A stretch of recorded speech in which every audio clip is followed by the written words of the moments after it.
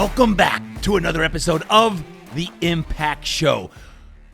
Folks, today we have a legend in the house. His name is Darren Sproles. That's right, Darren Tank Sproles. Olathe, Kansas to Kansas State University into a 15-year NFL illustrious career. Folks, this is a episode that when you really feel the heart and soul of this man, you're going to realize the mighty giant that he is.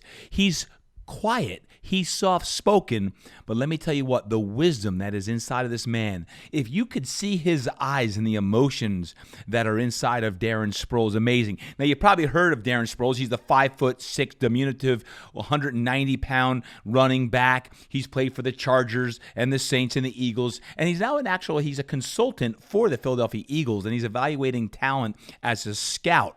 And we're going to talk today about his career and how did he make it? How did he overcome the odds of at 5'6"? How did he make it? Some of his fondest memories, and of course, training. No one trains like Darren Sproles. And I talk about some of these once-in-a-lifetime kind of guys that I've had the opportunity of working with, between LaDainian Tomlinson, who brought in Drew Brees, who they both brought in Darren Sproles, and those three together were the illustrious three training. But I'm also today going to challenge Darren, because one thing that Darren never liked was the limelight. He never liked TV. He never liked cameras. He very seldomly has been on podcasts. Why? Well, because one of the things that many people don't know is that Darren Sproles, since the age of 5, has had a stuttering problem. Yes, he's had a stuttering problem since age 5 and has worked through this and around this and has always shied away from podcasts and microphones and TV cameras because of this this challenge that he's had. And let me tell you, when I asked him to come onto the podcast, he was really, really excited. And he shares some things in today's episode that talk about his stuttering challenges and what that has done for him, and how having that challenge and some of the tactics and techniques he uses to work through these interviews slowly and methodically, and why he chews gum in these episodes, because it's on purpose to relax the jaw. Folks, let me tell you what, when you really understand the man behind Darren Sproles, and when you hear him speak, if you can just slow down and listen to his words, my heart is full, because I've seen this guy through thousands and thousands of workouts and sessions on the field, throwing and catching and everything else. You'll see a man who is so passionate about life and about giving back and serving that you're going to see the gift that is Darren Sproles. My friends, without further ado, let's go to the interview now with the one and the only, the future Hall of Fame running back, my good friend, Darren Sproles.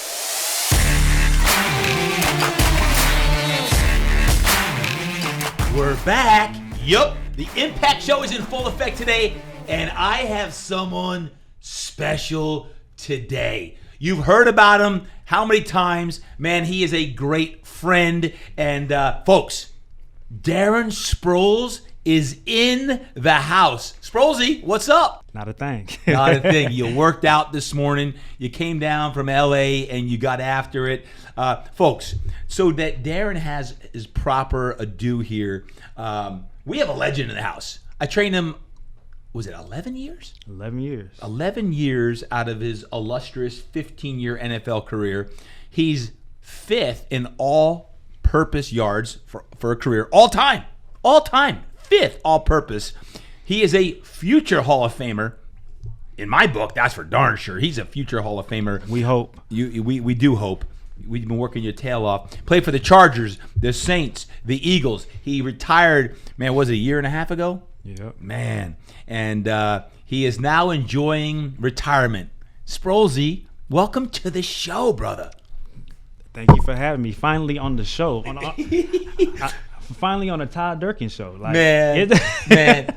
Talk about retirement first. Before we go into some of these things we want to talk about today. Retirement, harder or easier than you thought? Enough said. Like it's But like it's hard because like football, that was my life for so many years.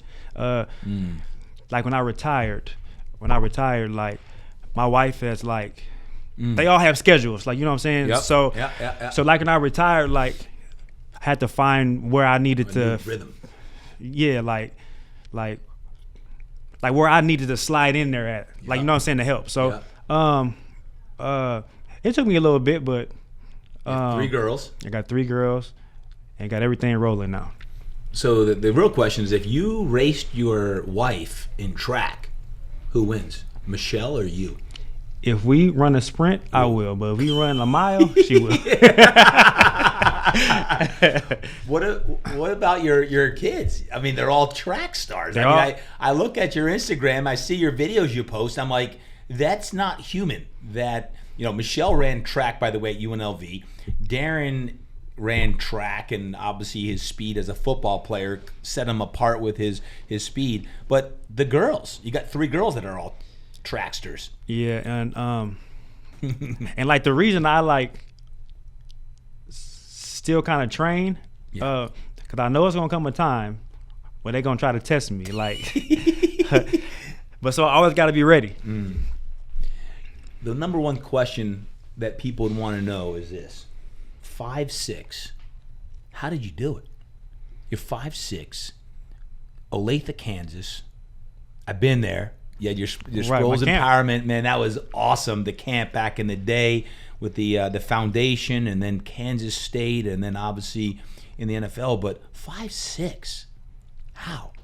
See, I've been blessed for one, and then like, you know, like I always had somebody like tell me like what I couldn't do, like, and that always drove me. I had to prove them wrong. That's been my drive. Yep. You always train that way too. You have the chip on your shoulder, nicknamed Tank, and you say 5'6". If you saw Darren, you're like, wait, that's Sprolesy? Yep, that's Sprolesy. 5'6", 190 pounds.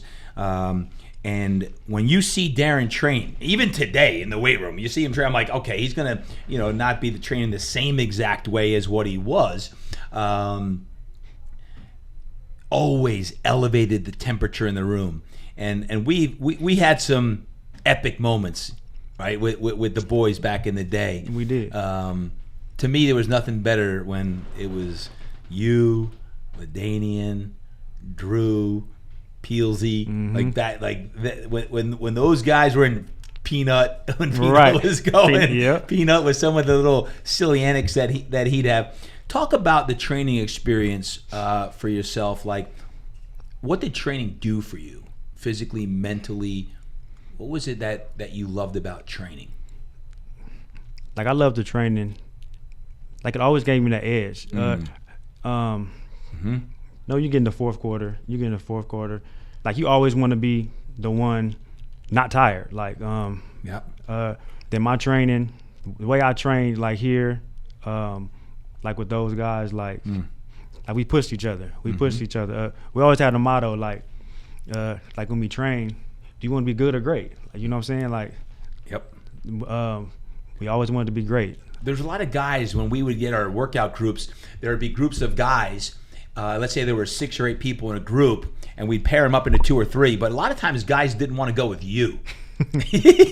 There was a reason why they didn't want to go with you, is because they knew that it was going to be a little helter-skelter crazy, because you don't like to take rest between your sets. So whether you're doing a strength circuit and you're supersetting between bench press and lat pulls, or whether you're doing some balance work or you're doing some conditioning work, you don't like to take rest in between. Why is that?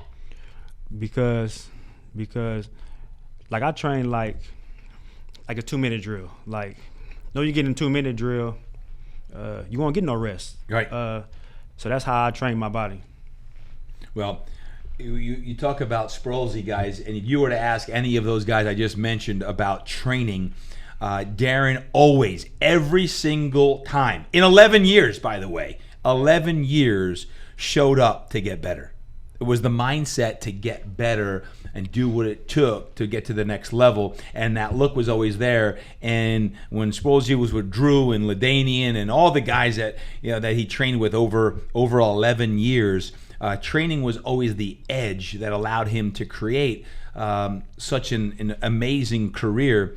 What were some of your fondest memories in your workout experience? Do you have like one or two like memories of whether it be beach work, doing the hills? Was there a certain workout like this morning you're all joking about like today's not a magazine shoot, is it? Because you like were there any like moments like a snapshot when you think of training? There was a moment that you remember or a certain workout? No, it was always Fridays. Fridays was the grinders. Like we had the full body workouts. Then we had in the box. Like then we're always the ones that always made us better. Yeah. When Darren says in the box, guys, we created that. All you coaches and trainers, they're like, what's in the box? Sprolesy comes up to me and says, "Hey TD, I just signed with the Eagles. Chip Kelly's offense it's fast. We can't stop moving." So we created this in the box. And typically in a training routine, in a workout, depending if it was February through July, we'd have 3 or 4 stations, typically about 10 minutes apiece.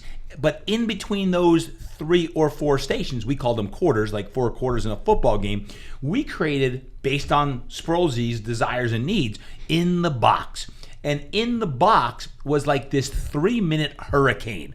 A hurricane was something that it was complete pandemonium. If you're a speed guy like Darren, he'd go to the curved treadmill or to a treadmill and do speed work. If it was Drew, he might do more core and shoulder work. If it was a strength guy, might be doing more shrugs and auxiliary lifts. But in the box, when Darren alludes to that, was this way of training that while some people needed to rest, Darren was like, I'm going, because I gotta basically replicate the demands of the game. And I was looking at it from a metabolic standpoint of what are the demands of the game, how many calories you burn, what's your intensity, and how do we do that? Because at that time when Coach Kelly came in with the Eagles, it was going to be pandemonium, high tempo, high-paced offense that Darren wanted to be prepared for. So when you hear in the box, that's what Darren's alluding to. That was probably what, 10 years ago? 10 years ago. 10 years ago Yep. that we did that. So certainly some memorable moments on that. Who's your favorite workout partner? Drew Brees. Drew Brees. Like the thing about Drew, I would always try to like turn the pace up. Like I'm trying to get Drew to throw up, but he just kept riding. He kept riding. He just made me better. Like, never looked tired. Right. It was like an inner game. Right. It was a mindset game between. Right. If you guys could see the inside, we should have filmed every workout over 11 years on that. But truly, it was about getting each other better on that. Like one of my favorite memories though, is when I finally beat Drew in the rebounder. Oh my goodness, he was so mad. But so the rebounder, you've probably seen it on our Instagram. We still play in the rebounder game. Drew is probably, I don't know, 250 right. and about 5 losses. And those 5 losses, someone cheated. And it wasn't me, just for the fact that, right? Yeah. But let me tell you, it was the world against Drew when it came to rebounder. So it was everyone cheering against Drew. And how many victories did you get against him? A couple? Like 3. Like okay. 3. So there's a few other 3 out of 200 maybe. a lot on that. But training was always a staple of your whole arsenal. Into the NFL, what are a couple of your fondest memories playing in the NFL? I mean, you know that was what? A long time. You know what? Like it was his time. It was like my 3rd year, like in NFL, and then North Turner. He became our coach. He came up to me, like he had put me to the side and was like, it was like Sprolesy, like during this whole camp, like don't you drop a punt, a kickoff, like nothing. Like he was like they looking for a reason to cut you, like, you know what I'm saying? So that from that time he told me that I caught 100 punts a day, like just to make sure I was right on the jugs machine. Yeah, the jugs machine off foot. Like from that time, like when he had told me that, like he was actually like the coach that actually gave me my chance. Like yeah, he was the one that gave me my opportunity. Like North Turner. Yep, like North Turner, and I thank him for that. Like if it wasn't for North, like I really feel like the world really, they wouldn't have known about me. Like, you know what I'm saying? Right. Because they was like looking for a reason, like, to cut me because of my size. To your credit, they could heard that and then went and caught 100 punts a day. Right. Right. So you did the work that was necessary to put yourself in a situation to succeed. Let me ask you this. Obviously, there's been a lot of highs. There's probably been some lows too. Is there a low? Like, what's the lowest you've ever been in your career? Was there a game that you just played horribly in, or you cost the team? Like, what's the lowest you've ever been in your career? The lowest? Was there ever a time where you're like, man, I don't know, or an injury that? I'm gonna tell you something. Like when I tore my knee, and I had broke my arm in the same play. Same play. And to watch the team like go on and win a Super Bowl that year, like I was happy, but like I was also mad. You know what I'm saying? Felt isolated. Yeah. Felt by yourself.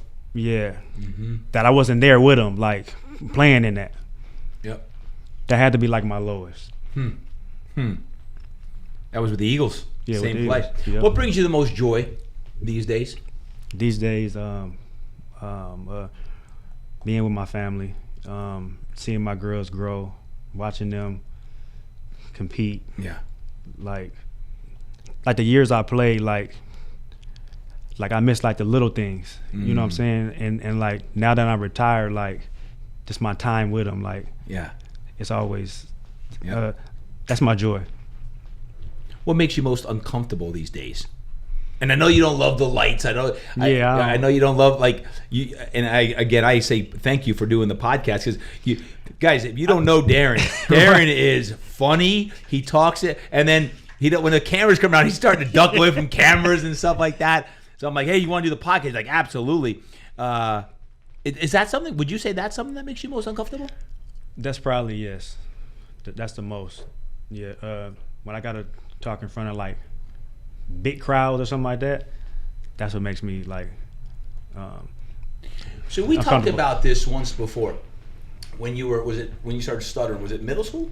No, I was 5. 5. Yeah, like I stuttered like real bad, like in elementary school, junior high, high school I did too.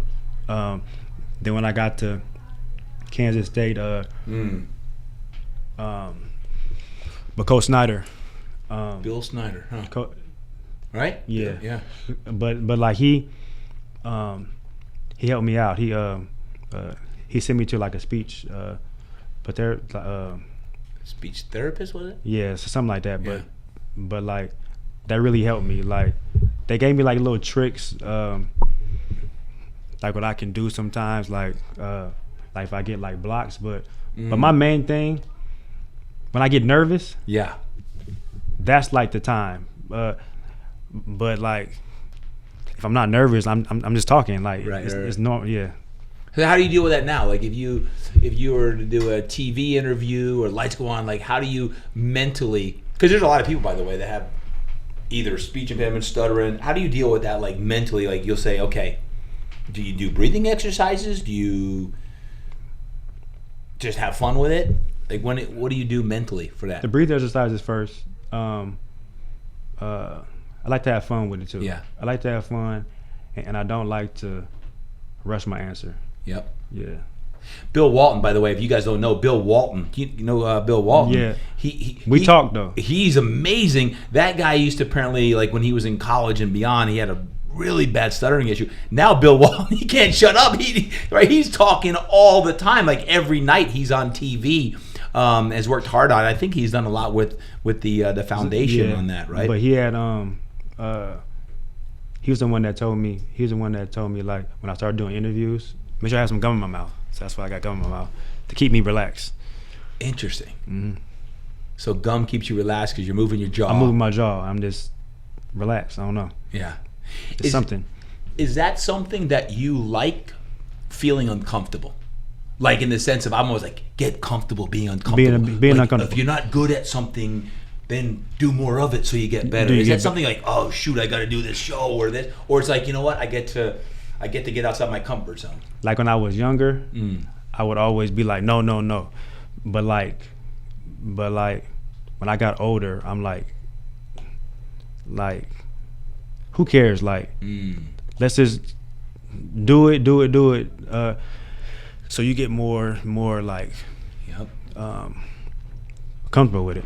What would you say to someone that has a challenge facing something they're not good at, in any level, physically, mentally, emotionally, they're not good at something. They know they should spend more time doing it, but they're like, the fear of, I'm going to look silly or I'm going to get beat because I'm not as good as the competition. Like, how do you flip that switch so that you can do what you're uncomfortable doing? It's just like anything, like, if you don't practice at it, you ain't gonna get better at it. So it's like, the more you practice at something, the better you're gonna get. Yep. I love it. What's next for you? So you're in retirement. You're having fun. You're working out like a madman. What's next in Sproles' life? Anything big? Like, I'm working at the Scout right now. The Eagles? Yeah. Like for the Eagles. That's fun. And I'm also working on my golf game. What are you shooting? My best is the 85. Woo! So I'm working. I got to beat Chase before the summer. He's out there 4 days a week. I shooting. know. Him and Rip are out there shooting like every day. They work out and then they go golf. As a scout with the Eagles, you obviously are seeing another side as a scout. Are you enjoying evaluating talent? For so many years, you were the guy being evaluated. Now you're evaluating. Do you enjoy that process? I actually love it. I love it. Cause it's still, but like it still keeps me, like around the game. Yeah. But not coaching. Cause I don't want to coach. Why? I don't, like at that level, like they put in too many hours, and my kids are still young right now, so I'm like, no. But maybe when my kids get a little older, I might think about it. I don't know. At that level, or would you do like high school? Or would you go college or pro? I would do high school. I'd do high school. Why? Because you get the kids early. You get them early, you're able to change some stuff with them. You'd be a great coach. You'd be a great high school football coach. Gosh. Talk about connecting with guys. Man, I mean, that's one of the roles I love the most, is coaching, and especially when you know you can make an impression on these young men. I think you would have a blast. I could see you doing it. Impact. We all about the same height, huh? they are. They'd be like, wait a second, you play in the NFL? I can play in the NFL too. Right? No doubt. And by the way, you probably inspired millions of kids to dream even bigger, because when they say, oh, if Darren is 5'6" and I'm 5'8", I could play in the NFL. They get that dream of, well, it's like Spud Webb in basketball. Remember Spud Webb? Spud Webb won the dunk contest one year. You say, oh, if he's 5'3", I can dream and attain whatever I want to as well on that. So, final advice to kids. If there's kids out there who may be too small, may be facing adversity today with COVID. They're not getting recruited and they want to be recruited, or they're having a tough time. Mom and dad are splitting up, separating, whatever it may be. Any advice for the kiddos out there? Like my main advice is to keep working. To keep working and stay focused. There's a lot of things out there now, like where you can get sidetracked, but like you stay focused, and you keep working hard. Like you can do anything. Do you find that training for you is when you are most like at peace and like you are just experiencing pure joy when you're training? Yeah, like when I work out, like it's good for your mind, like your soul, like everything. Like that's like yeah, like that's my peace. Yeah. I can see that. in when you're working out, you're in your zone. You exude positivity, energy, peace. You're by a man of example. You're showing people how it's done, right? There's people who say, hey, here's how you do it, and there's people who lead by example, and you've always led by example. And the cool thing was, LaDainian, when he brought you in back in the day, he kind of gave you he was mentoring you, and in the last 5-6 years, everyone, including Ty today, who is in, you've always loved mentoring the younger running backs and the younger athletes as well. And it's like that passing of the torch. But for you, your words and actions have spoken the most when you're training. And they say, my gosh, like how does Sprolesy train like that? Yup, we talk about iron sharpens iron all the time. You've always led by example. And it shows like that this is how I operate. This is when I'm at my best in doing that. Impact to you. What does the word impact mean to you? Like to me is helping others. Like an impact. You pretty much showing somebody else how to be better, like how to do something better. Like that's giving back. Right. Giving back. How do you hope to give back the most in the future besides high school coaching someday? Planting seeds, folks. I'm planting seeds. There's always good running back coaches that are needed out there. Like I always wanted to. Like I really always wanted to like the rookie running backs. Yep. I always wanted to get a few of them. Small group. Yeah. And have them all come out here, whatever, for like 2 weeks or something like that, and do and then do like sessions and stuff with them, just to show them how to train, the body work, and then the life part of it, like, you know what I'm saying? Because like with them, they so young, and it's like they gonna have a whole bunch of people pulling at them, like from family to all kind of stuff like that. So, mentoring them. Yeah, like I always wanted to do like I don't know, like maybe like a camp or something, like, but with the rookie running backs, like, you know what I'm saying, like rookie running backs. I like that a lot. Well, tremendous wisdom. That would certainly be the case. We're going to have to talk to the PA about that, get you out. I do want to end with this. Olathe, Kansas. Talk about that, because I've been there several times, because you had your Sproles Empowerment Camp in your hometown of Olathe. What does Olathe mean to you, and how has it helped form you, who you are today, and how you were as a player? Olathe, Kansas is home. That's what made me me.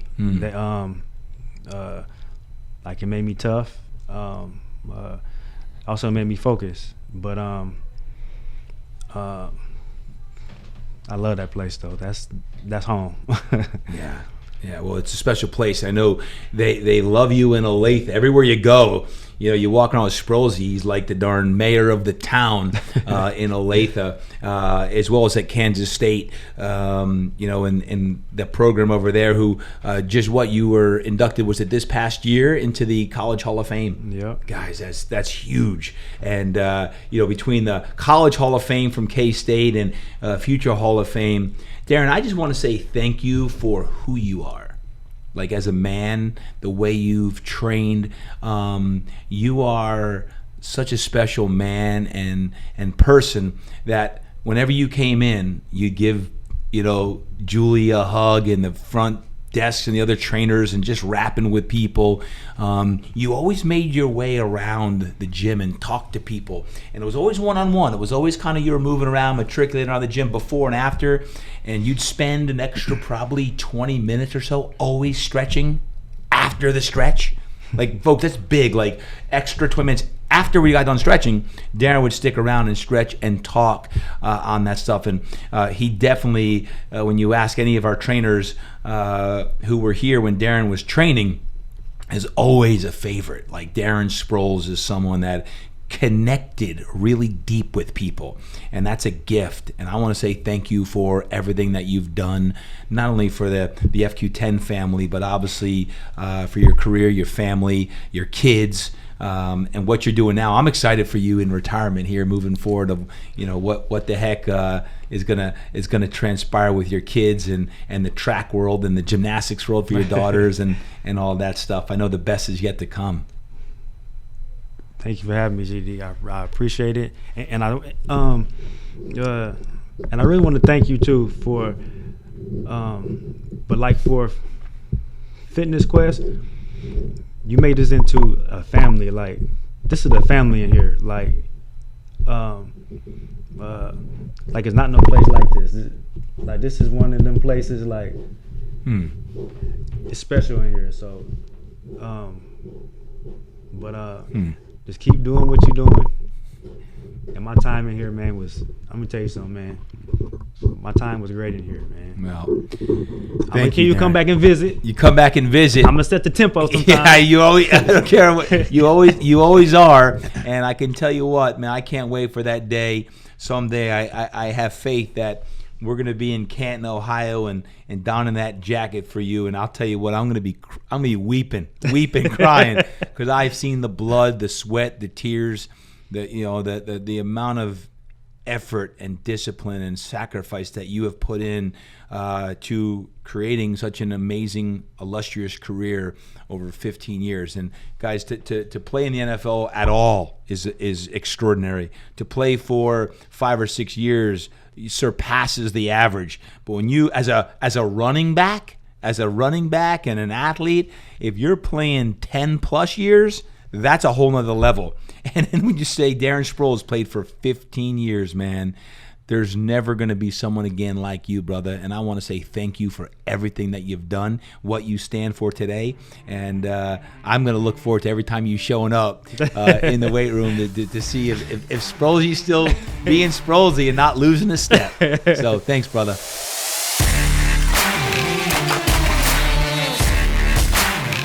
Man, oh man, I hope you enjoyed that episode. As much as I loved talking with Darren, let me tell you what, for him to share some of his challenges he's been through. Obviously, we all know him and love him because of what he's done on a football field, and you've never heard about him in the police blotter. He's never been in any type of trouble in his life. And he shares one of his deepest challenges through his words, through stuttering, and he shares that openly. And again, I know most of you are listening in. If you could see his eyes and the emotion and passion and love and empathy and what he shared about Fitness Quest 10 as a family and why he came back for 11 straight years of his extraordinary football career, that's what life is all about. And if you listen closely, you talk about communication. Sometimes the most effective communication is when you slow down and when you listen attentively. So today, my encouragement to you is to use a little bit of Darren Sproles, to listen, to slow down, to use your eyes to listen to other people with what they're saying, because you don't know what challenge they're going through. You don't know where their inadequacies are, or their fears are, or their challenges are in life in any aspect. So let's all today slow down. Let's listen with our eyes and our ears, and let's go out and be great, passionate souls that light the world up with fire. I love you guys, and until next time, remember, just like Darren Sproles, you gotta train hard. You must eat right. You gotta live inspired. And don't forget to create impact today.